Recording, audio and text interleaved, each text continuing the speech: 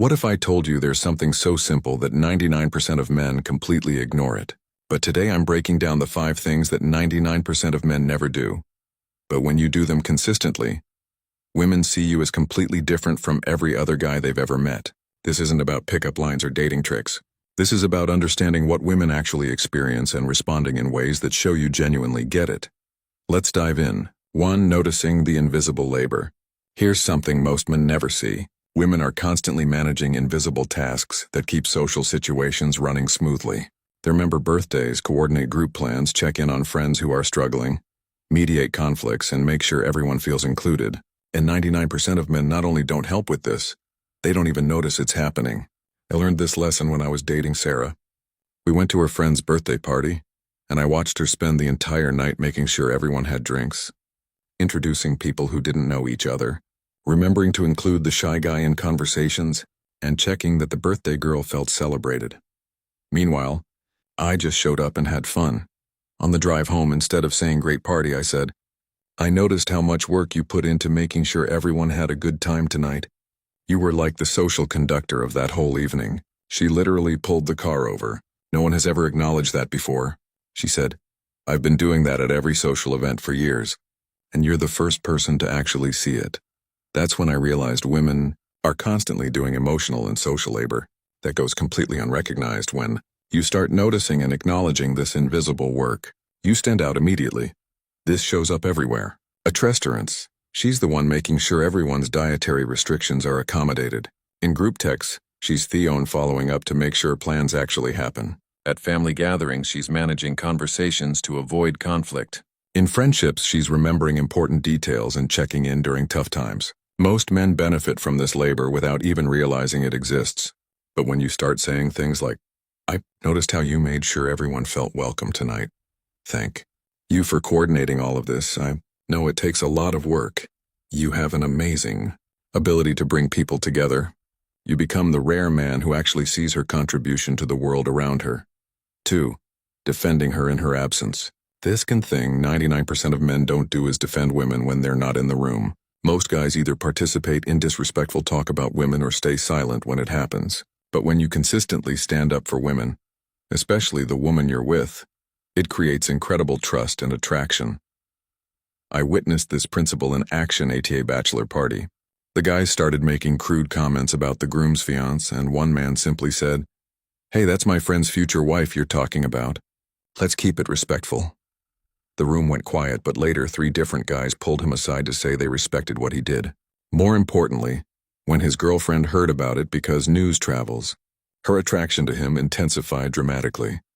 Knowing that he has my back even when I'm not there makes me feel so secure with him, she told me later. Most men are only respectful to your face. This principle extends beyond just defending against crude comments. It includes professional settings. If someone dismisses her ideas or interrupts her constantly addressing it, I think Sarah was making a good point. Let her finish. Social situations. When someone makes assumptions about her capabilities or interests, actually she's incredibly knowledgeable about that topic. Family dynamics. If family members make unfair criticisms, I've seen how hard she works at this. I think she's doing great. 3. Remembering her emotional timeline. The third thing that separates you from 99% of men is remembering the emotional significance of events in her life. Not just dates, but the feelings attached to those dates. Most men remember birthdays and anniversaries if they're lucky, but women remember emotional timelines. The week her grandmother died, the month she started her new job, the day she felt most supported by you, the conversation that made her feel truly understood. When you start tracking these emotional landmarks, you become irreplaceable. Practical examples. Remembering that she gets anxious before big presentations and checking in the morning of knowing that certain times of year are difficult due to past experiences.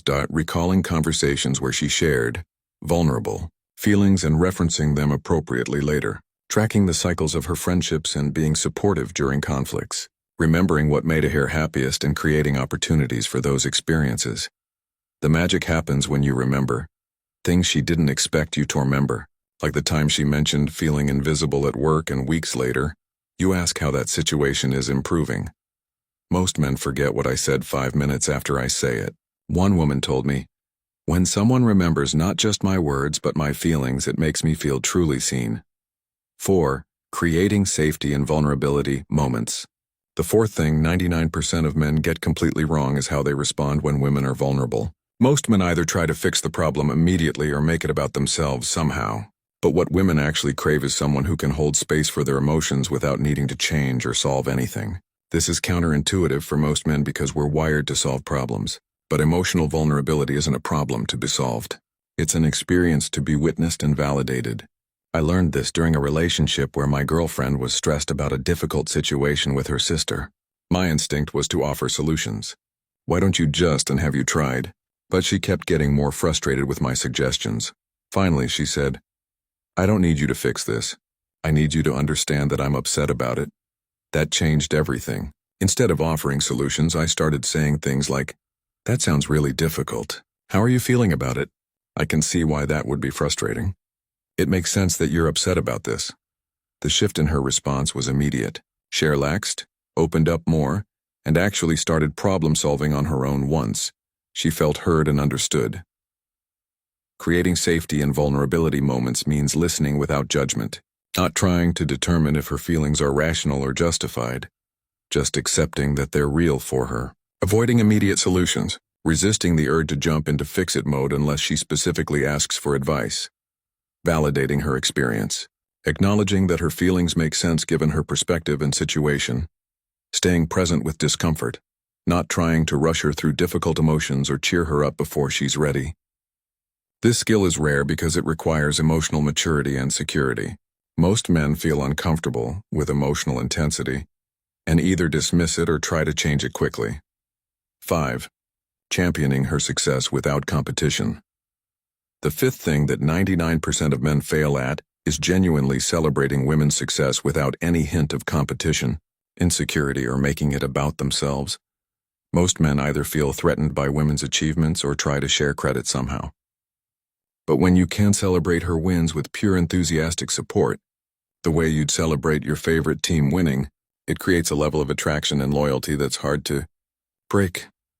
I watched this dynamic play out with my friend James and his girlfriend Maria. She got a major promotion that put her salary above his for the first time. While most of his male friends made jokes about being whipped or having a sugar mama, James was genuinely excited. He threw her a celebration dinner, bragged about her achievement to anyone who would listen, and never once mentioned his own career or tried to diminish her success by comparison. Most men I've dated felt threatened when I succeeded. Maria told me, James acts like my biggest fan. He's genuinely proud of me in a way that has nothing to do with his own ego. This kind of pure support is rare because most people, especially men, are conditioned to see relationships as competitions. But when you can genuinely celebrate someone else's success without feeling diminished by it, you become irreplaceable.